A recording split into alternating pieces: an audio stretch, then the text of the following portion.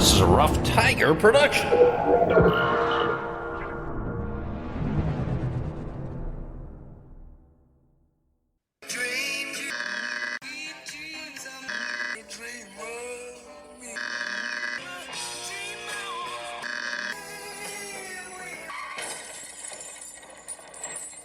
And you, and you, and you, and you were there. Some of it wasn't very nice, but most of it was beautiful.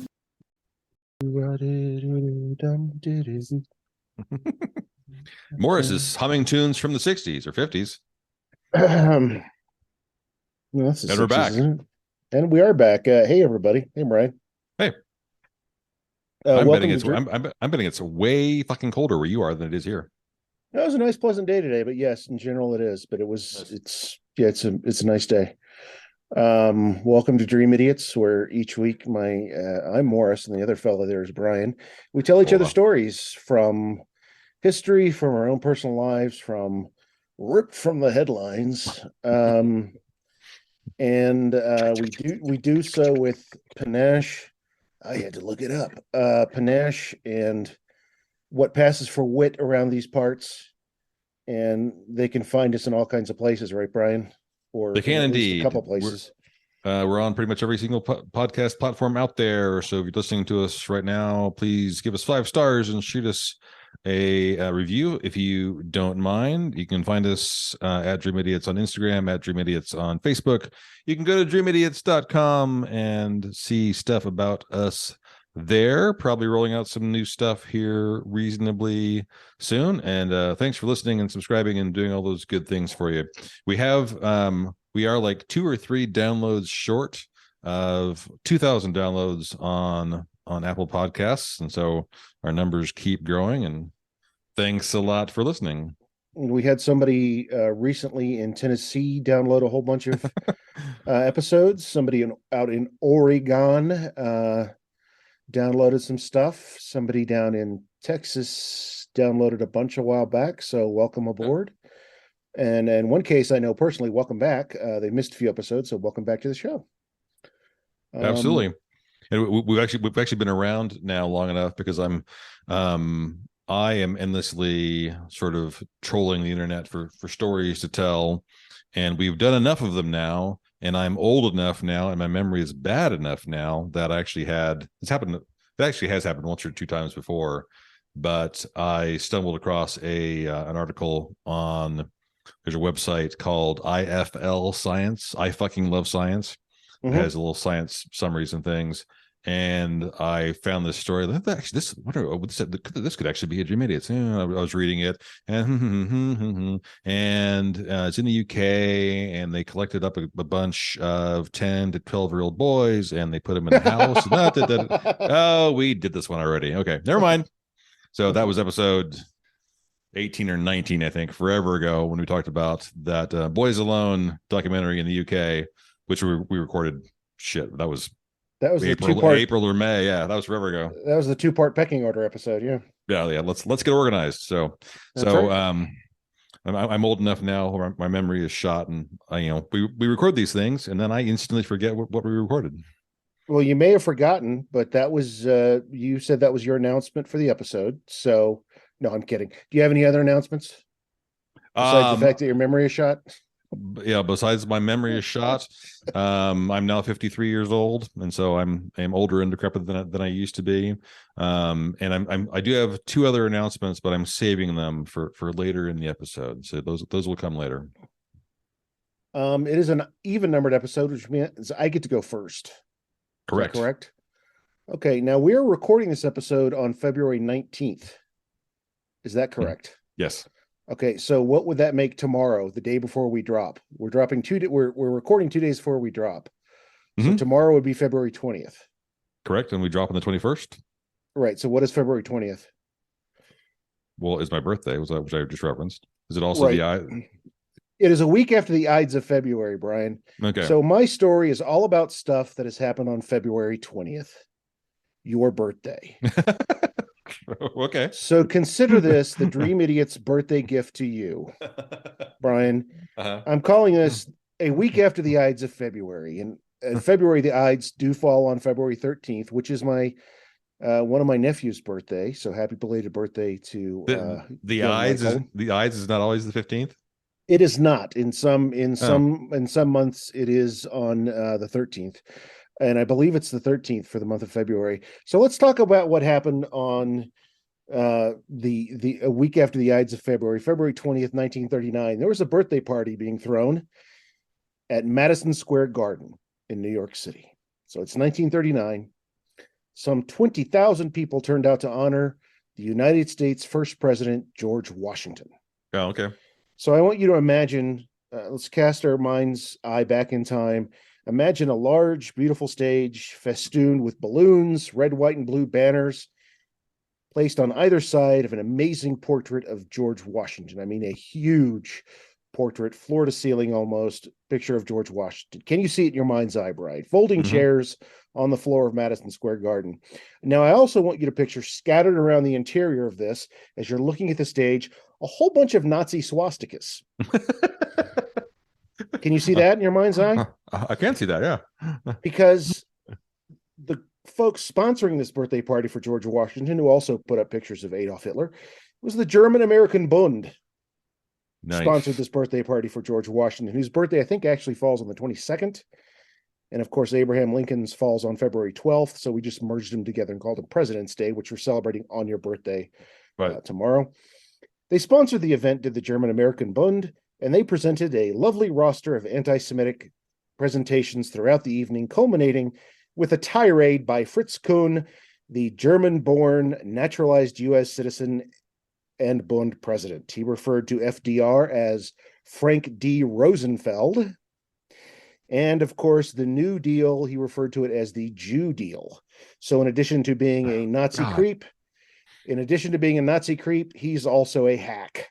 Right. An unfunny hack. The crowd, however, loved it at the time.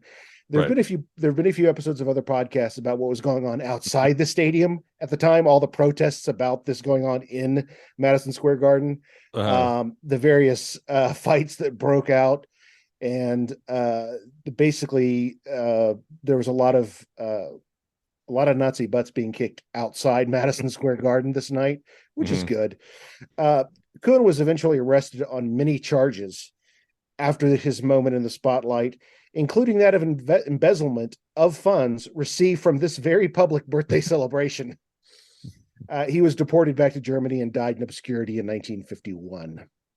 So that's the first historical event. I know, right? Reach for the stars. Right. I mean, the only thing that that could have been slightly more funny and ironic is if somehow he was mistaken for a Jew and was sent to Birkenbau. Damn, Bryan. I wasn't going to go there. Let's talk about some other events of interest that occurred on your birthday throughout history. 1792, the Great American Institution that is slowly being rotted away by Louis DeJoy. The U.S. Post Office was created in 1792 on your birthday. Oh, you did not know that? I did not know that. Also in New York City in 1872, the Metropolitan Museum of Art was opened. Oh. And hopefully I'll be visiting there in a month's time. In 1877, in Moscow, at the Bolshoi Theater, Swan Lake premiered for the first time. Oh, okay. The ballet. So you're all kinds of classy. Yeah. You got Post Office. Good company. That's right. And here's perhaps the most important for the purposes of birthday celebration. Bryan, on your birthday in 1933, the Blaine Act was passed. Do you know what the Blaine Act was? Never heard of the Blaine Act. No, well, I hadn't either, but I do know what it did. It repealed prohibition. I'm all for that. So Americans could drink again in 1933 on your birthday. Right. From an artistic... as I'm literally here drinking a glass of wine. Oh, very good. Salud. I too am drinking a Diet Coke.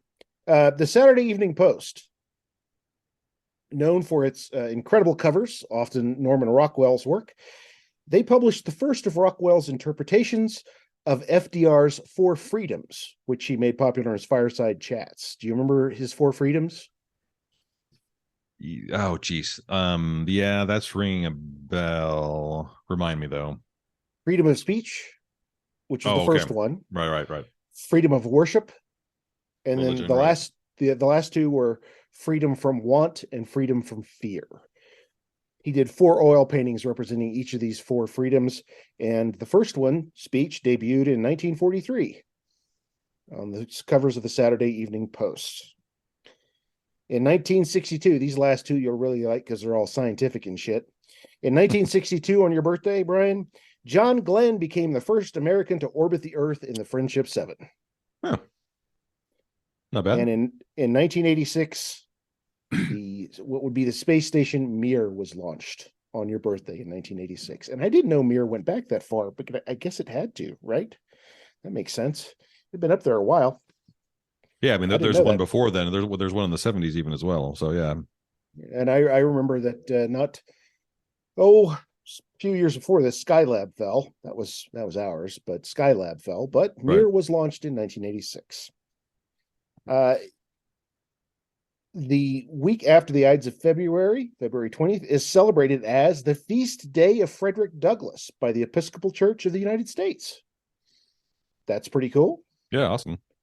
The United Nations General Assembly celebrates February 20th as the World Day of Social Justice. I can live with that. And timely in our, folks can look this one up. It's too long to explain it here. But February 20th is also celebrated as the Day of the Heavenly 100 Heroes in Ukraine.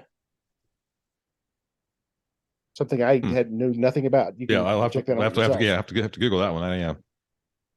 Now you may be asking yourself, you may be saying, Brian, I bet I share this birthday with some pretty special people in history. And their answer is, I know 2. well, But go ahead. yes, you do. You share the birthday, the day at least, not the year, with this photographer and environmentalist in 1902. Photographer in 1902. Mm-hmm. This one I don't know. Ansel Adams, Brian. Oh, really? Yes. That's weird. I'm a big Ansel Adams fan. I'm surprised that I never learned that. You share this birthday in 1924 with this noted rich person. 1924. 1924. Fuck, it's not Donald. No, Donald Trump's not that old. 1920. Yeah, I said rich. George Soros. No idea. Gloria Vanderbilt. Oh, okay. 1925. You share this birthday with this well-known United States film director. Film director. Mm-hmm. One of my favorites.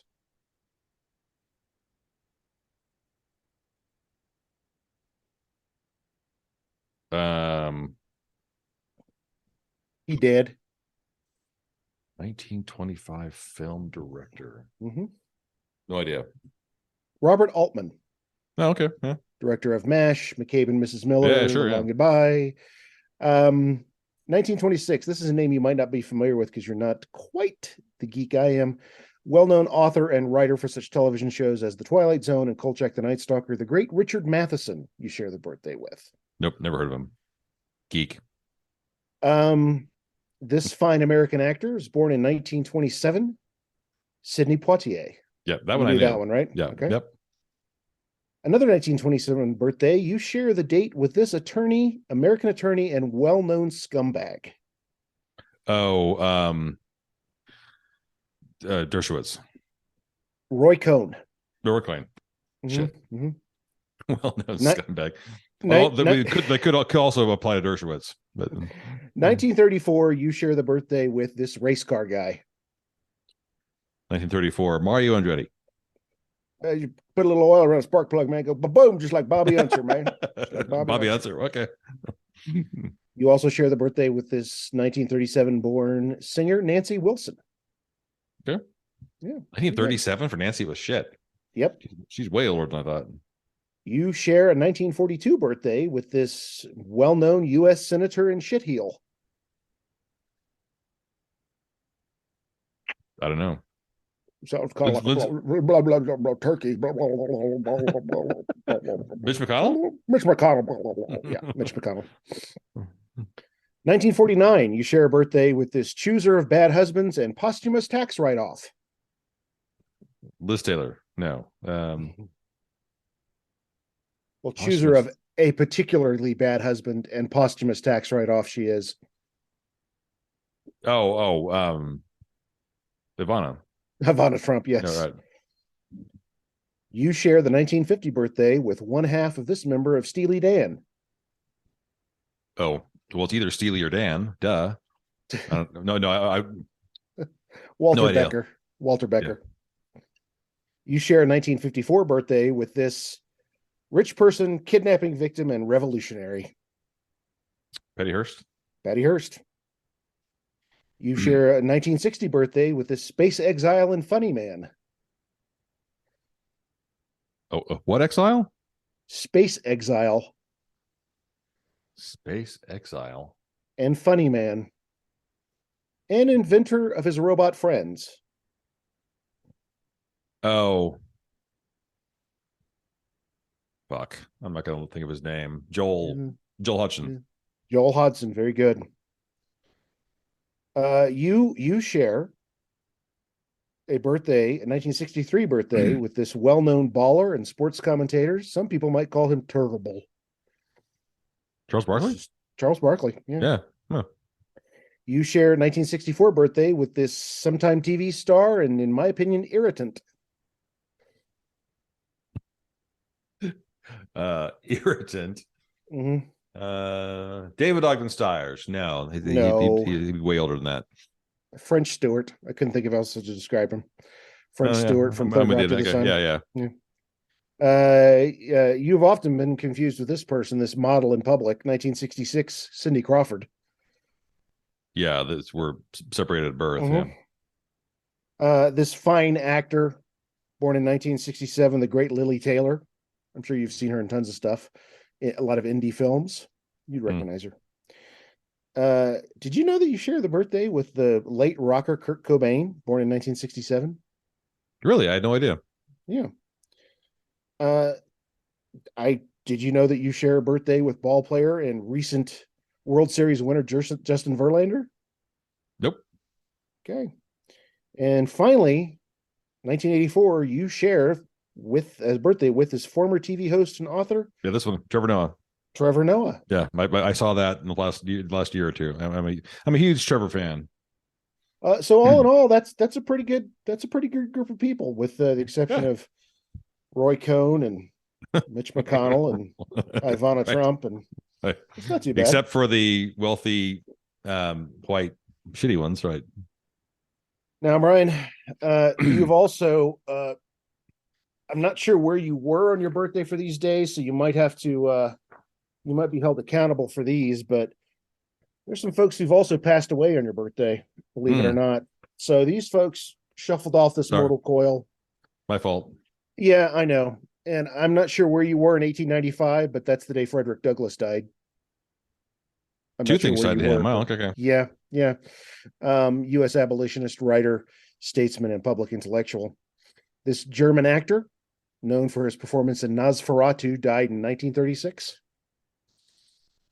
Oh, I'm not going to know this. No idea. Max Schreck. Hmm. In 1966, this admiral in the U.S. Navy, who was actually named after a middle school from San Antonio, died. Oh, so Nimitz? Yes, I'm kidding. Yeah. The school was named after him, not the other way around. I didn't even catch that. The in 1992, this actor, the first and more excellent Darren on Bewitched, died. Oh. God, I can picture that guy perfectly. What the was his name in real life, Darren? Oh, Paul Lind? No, he was Uncle Arthur. Folks can't see me doing my Weston Esterhazy impersonation. Apologies to Scott Thompson. No idea. Dick York. Dick York, shit. The second Darren was Dick Sargent. They're both named Dick. That's what it was. Okay, right. Yeah. And then, of course, one of my favorite people in the world in 2005, this writer and provocateur died on your birthday in 2005. Writer and provocateur. And he's been quoted many times on this show. And he's the guy whose name, like, when I'm pressured, I can't ever think of it. And last time you brought him up, I guessed Paul F. Tompkins. Hunter S. Biden, Hunter S. Tompkins. Hunter S. Tompkins. Yes, thank you. And finally, in 2010, this U.S. general, this former White House chief of staff, the Secretary of State and General White House taker over died in 2010. Oh, Al Haig? Al Haig died on your birthday in 2010. Yeah, you remember Good. during Reagan when the attempted on Reagan's life. Right. I'm in charge. I'm in charge here. Right. Sources for this piece on the week after the Ides of February were Wikipedia for basic birthdays, but then this story on the bad thing that happened in Madison Square Garden. Michael Farquhar's excellent 2015 book. This is a great book to keep and amaze your friends with, from National Geographic Press. A book called Bad Days in History, which has a little something bad that happened every day of the calendar. And yours happened to be the German-American Bund celebrating George Washington's birthday. That's pretty bad, I have to admit. So mine was boring. My birthday was boring. Oh, really? it was Admiral Stockdale's "Who am I? Why am I here?" moment.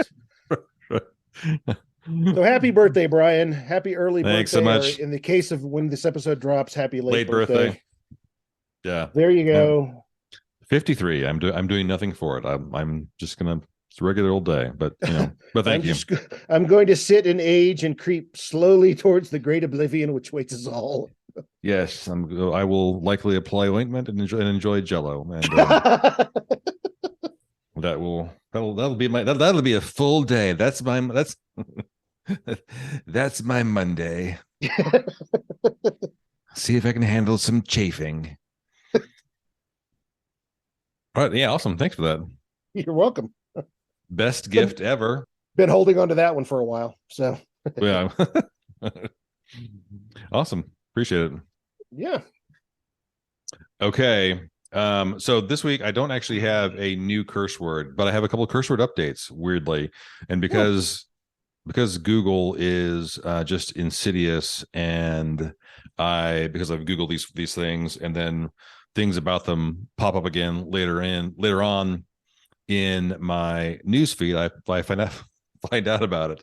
You may recall I couldn't tell you when I mentioned in this podcast the curse word of the week was the word John, Jawn. Do you remember this word? I do remember it, but I couldn't tell you that. I don't remember the. Okay. And so John it's a regional word. It's brought to us by the fabulous intellectuals that make up the city of Philadelphia. Right. Those battery throwers. And John is kind of this all-purpose noun that can be used in lieu of the noun you don't know or don't want to specify. So I went to the John. I had too much John to eat, and then I had to go to the John. And I mean, it was just kind of an all-purpose data dump word, or whatever. It is commonly used in reference to whatever women you and your bros are dating. Yeah, well, I've got a new John. I'm trying to angle this John, whatever. But it's also just kind of an all-purpose noun. But it's it's very, very clear from the literature I read that John is never one of your bros. It's it can be used. Right. Okay. It can be used in reference to whatever women you may be dating or trying to date or trying to bed or whatever it is. But somehow Merriam-Webster decided this word has worth, and it has been added to the Merriam-Webster dictionary, even though it is a word that has no fucking meaning. Like, why you're adding a word to the lexicon that doesn't help? You're adding. It's a placeholder for another word. Right. So that's what I heard. And then right before we were recording this, I went quickly online to merriam-webster.com and searched on it, and it's not there. But I saw a news story about that it had been added. I found a news story from 2017 where they were considering it. I'm like, okay, thank you, Merriam and or Webster. Why are you adding words that make things harder to understand? But whatever. And the other curse word news update. 2 weeks ago, I nearly broke you with a word that was just so nasty and profane. I had to bleep it out because your brain is going to explode. Because you're so sensitive, Morris. Because right. you're so offended. Yeah, you're such a delicate little flower. So I mentioned that I thought it was a worthwhile endeavor to make fun of the illustrious governor of Florida and all of his antics, and come up with a slang term for DeSantis that was similar in its revolting content as the curse word Santorum. I'm not going to say anything nasty this week. Don't worry. If your blood pressure is going up, just calm down. Turns out someone already. So I'm going to suspend that little contest idea because people have already thought of this game. And if you go to Urban Dictionary, which is a treasure trove of just filth. The first two entries under DeSantis are comparatively benign: to not care about poor people and only enrich the lives of white wealthy politicians is one definition, and the second one was something sort of similar. And then there are 2 or 3 pages of the most vile, disturbing definitions for DeSantis you have ever seen in your entire, I mean, this guy inspires a lot of hate. And so I'm not going to try to copy effort that's already been done. But if you want to laugh and you don't mind things that are a little bit disturbing, go to Urban Dictionary and search on the word DeSantis. It's certainly amusing. Well, who knows? They might be celebrating him along with George Washington's birthday someday. Yeah, right. At Madison Square Garden, right? Ugh, what a fascist. Yep. Shitheel. Creep. So we brought up DeSantis originally because he's a terrible human being in many ways, a treasure trove of filth and terrible behavior. But I'd mentioned him because he was actively working to suspend the African American Studies program under AP credit for African American Studies because he's a naked and unapologetic racist. And so that's why we were talking about him, and doing so in the context of we are right in the middle of Black History Month. And so to keep with that theme, I wanted to dive into another story about Black history or Black figures that I thought were worthwhile. And I was kind of struggling with what I wanted to tell, because part of the game we play here on Dream Idiots is telling a story that the other person hopefully has not heard. And so I toyed with the idea of talking a little bit about Pee Wee Reese and race in baseball and Jackie Robinson and their relationship. But I was pretty sure you probably heard most of those stories. Then I wanted to talk about have you heard of Fleet Walker before? He's another baseball player. That name sounds familiar. Okay, but I couldn't okay. place it off the top of my head. Maybe I'll come back to Fleet Walker. Fleet Walker was also African American baseball player. He really was the first professional baseball player, 50 or 60, no, maybe more than that, before Jackie Robinson. Didn't play in the current major leagues, but born right after the Civil War. But a lot has been written about him as well. And I was thinking that might be a story you knew as well. But if you want to read about these, if you want to, research stories about Jackie Robinson and Pee Wee Reese, Jackie Robinson in general, watch the movie 42, which is really, really good. This is about his life and all the insanity and hatred he faced in this country, in America, 60, 70 years ago, 80 years ago. Absolutely do that. Look up Fleet Walker. Super interesting stories about him as well.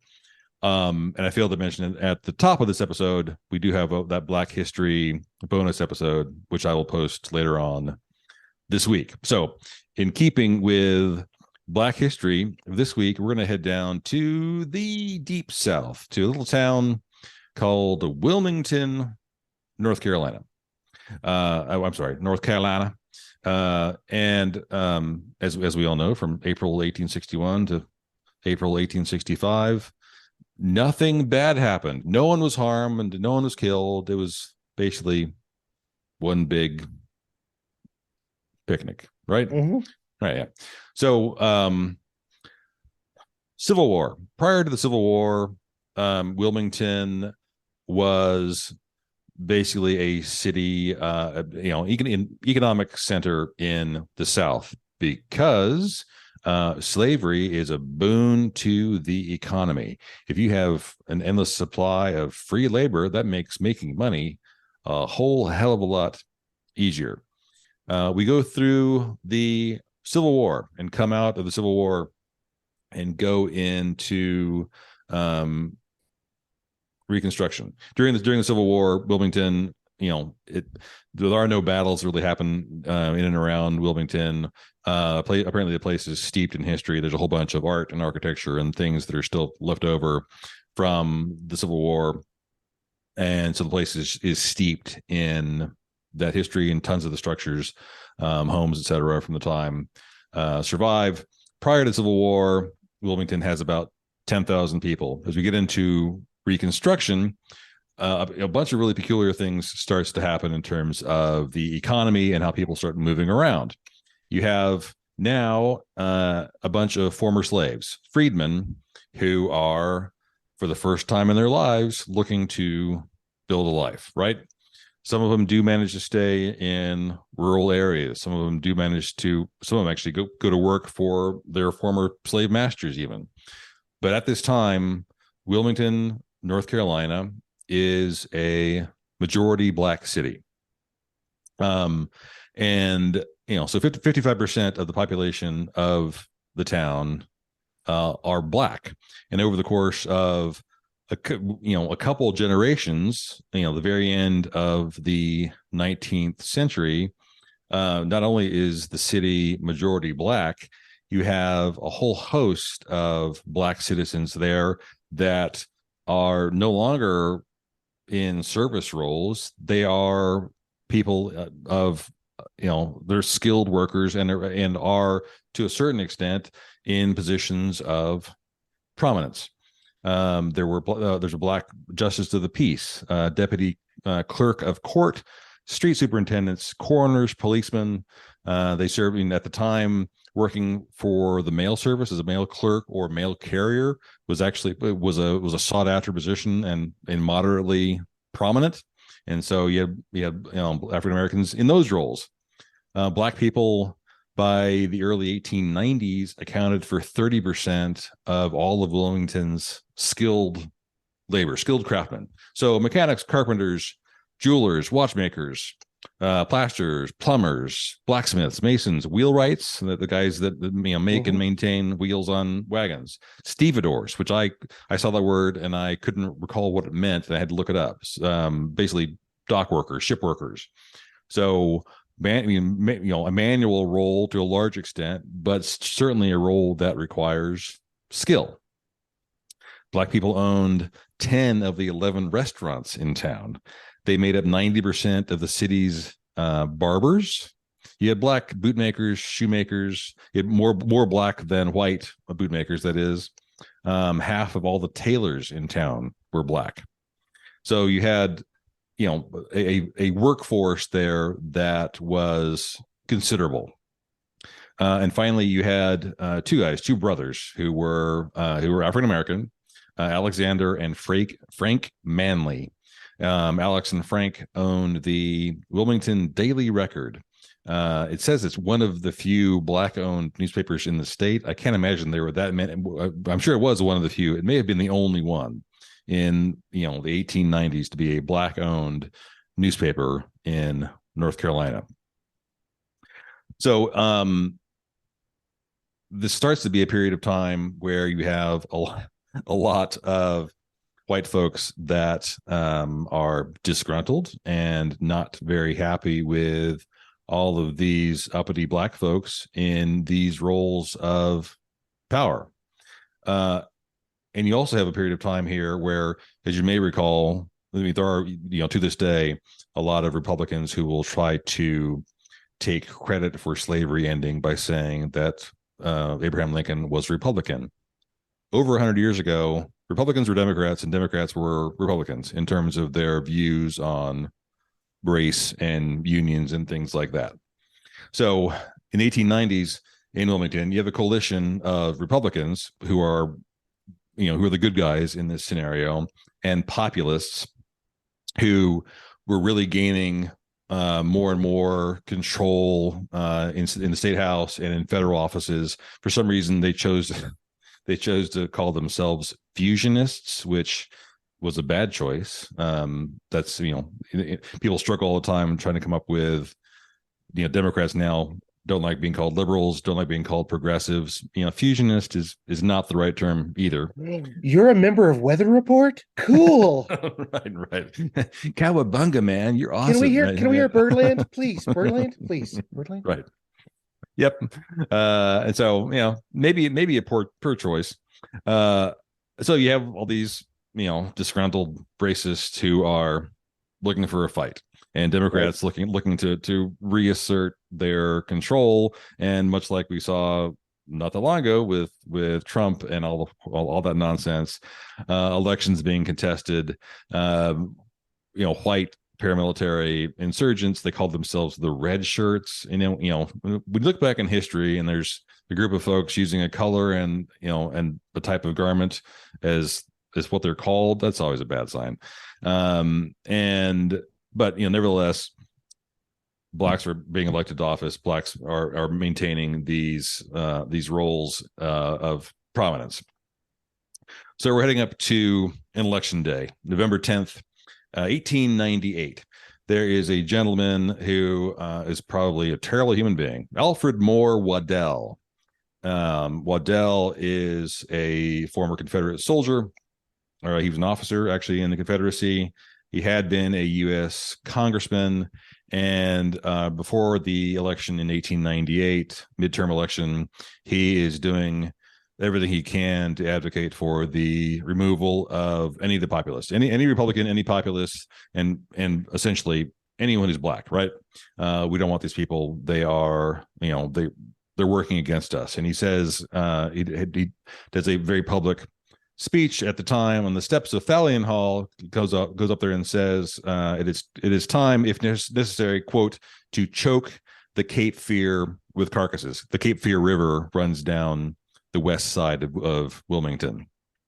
Okay. They're going to choke the river with carcasses. And the thing that apparently had pissed him off, at least at this moment anyway, was the fact that Alex Manly, the black man who was he and his brother owned the paper, the Daily Record. Alex Manly wrote an editorial that said, quote, "The poor white men are careless in the matter of protecting their women," unquote. And then he went on to say, quote, "Our experience among poor white people in the country teaches us that women of that race are not any more particular in the matter of clandestine meetings with colored men than the white men with colored women." Yeah, he's basically saying my daughter likes black dick, and that's not going to stand. And so, I mean, this is 125 years ago, so this is incredibly a charged content. Editorial gets printed across the state, and Democrats are hoping to use this as a means to piss off a bunch of racists and get them to move them to violence, basically. But election day comes and goes, and there's no violence. 2 days later, at 8 a.m., 500 white men are assembled at the armory of the Wilmington Light Infantry Building. Some folks decline and don't join in, but Waddell is pissed off about this whole Magnolia wants black cock thing, and he's not going to stand for it. So Waddell leads them down from the infantry building down the few blocks to the Daily Record office building, which is only four blocks away at the corner of 7th. It's on 7th Street between Nunn and Church Street. The crowd swells to about 2,000 people. Manley knew what was happening. He had fled the city, so he got out of there, and a whole bunch of other black folks saw, you know what, the shit's about to hit the fan. We're getting the hell out of here. The mob gets to the building, invades the building, quote, a fire broke out mysteriously, and basically the top story of the building is consumed. I mean, it's not burned to the ground, but the building is completely destroyed.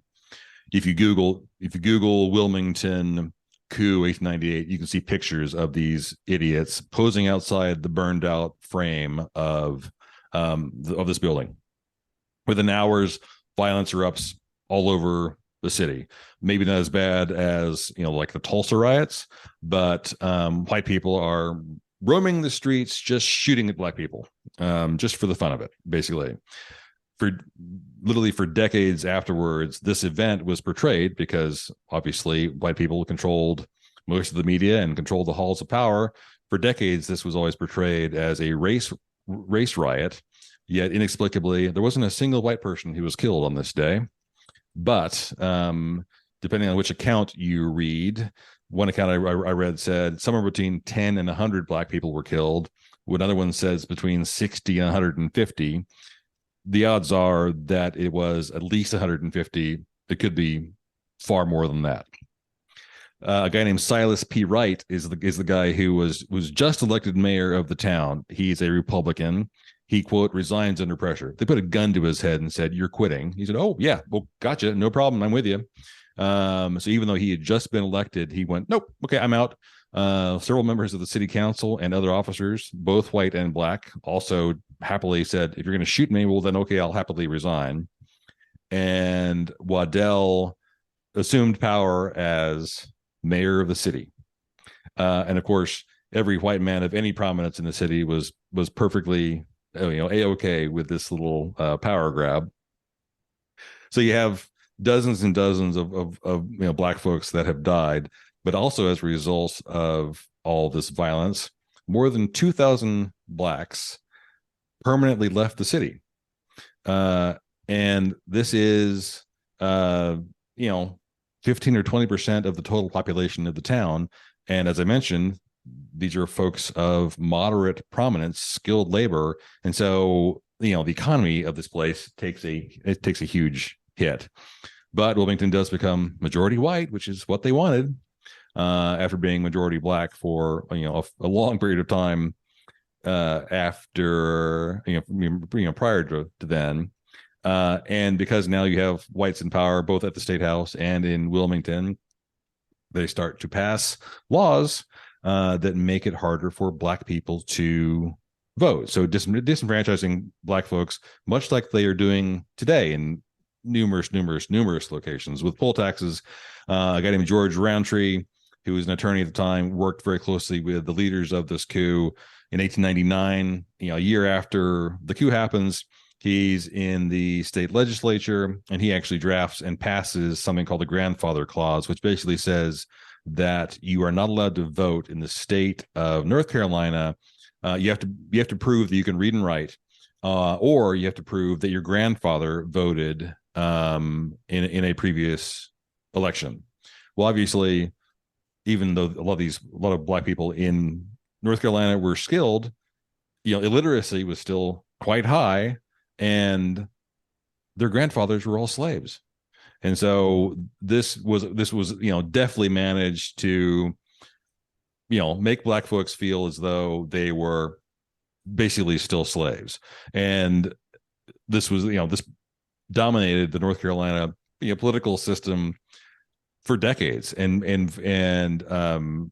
black people in this country and in this state were not really brought back into the fold and assured voting rights until the Voting Rights Act of 1965.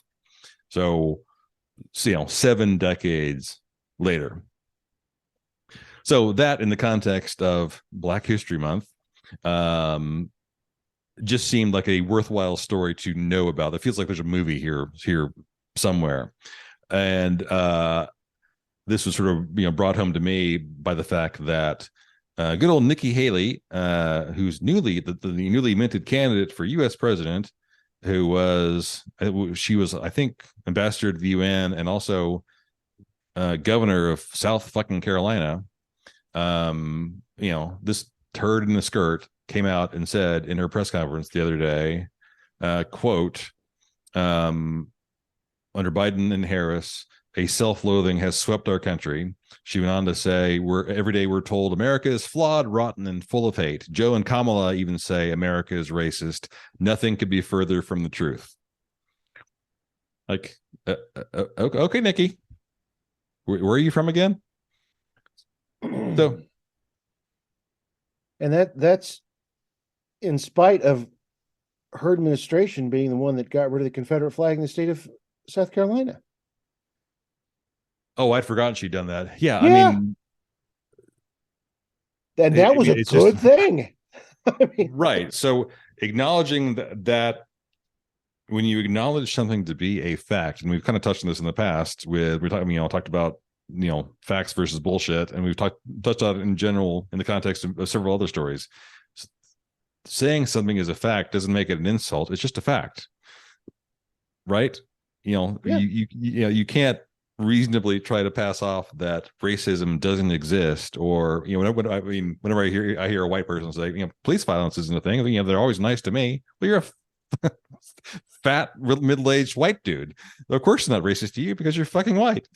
So anyway, I had never heard this story before. I never knew nothing about it until 10 days or 2 weeks ago, and it's another classic example. I mean, the same model is being used over and over and over and over and over again. Disenfranchise, use propaganda to paint a story the way that makes you out to be the good guy and makes your, whatever, quote unquote enemy, the group that you're trying to marginalize as the bad guy in any story, even though they're actually the victim, in order to advance your goal, even though your goal is just blatant racism. That's all it is. And today, when someone attempts to do something like this on a legal field, it's much easier for another state to see that happen and be successful and go, oh, we're going to try it down here now. Oh, right. Yeah, absolutely. Right.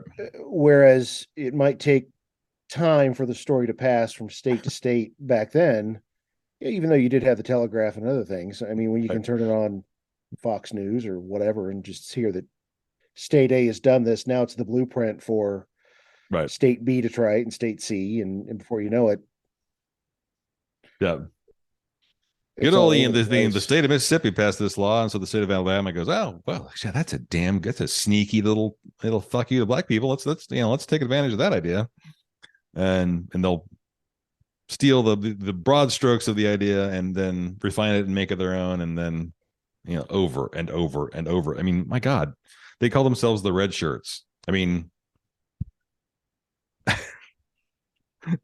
the brown shirts, the silver shirts, right. It's the same playbook over and over and over again.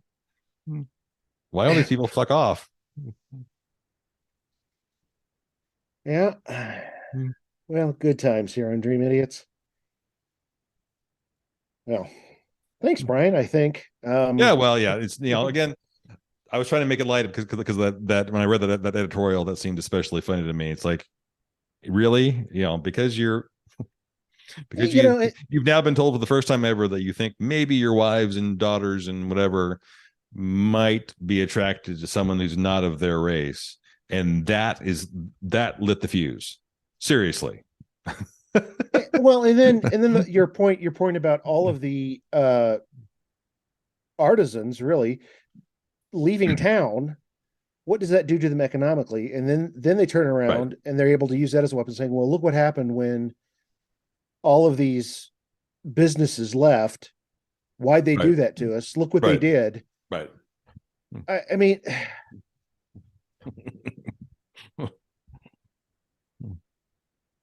so yeah, as we've said several times, be an ally, be a resource, make your anti-racist stance as clear as you possibly can. Give money to the Anti-Defamation League, give money to your local NAACP, and understand the fact that just because you're the stupid white person who's clueless and tone deaf doesn't mean racism is a myth. That's all I'm saying. Can we get that on a t-shirt? That's a little too wordy. I should short that down. Just because you're a stupid tone deaf. I like that. Right. All right. Well, there's another episode in the can of Dream Idiots. Thanks for coming along on the ride with us. We will be back next time with more stuff. Coming back here soon. Thanks for listening. Keep liking and sharing and subscribing and posting on Facebook and doing those things for us. We really appreciate it. Yes, we do. And as always, be good to each other. This is a Rough Tiger production. Bong bong. Mm-hmm. Bryan. Bong bong? Bong bong. Bong bong. Good.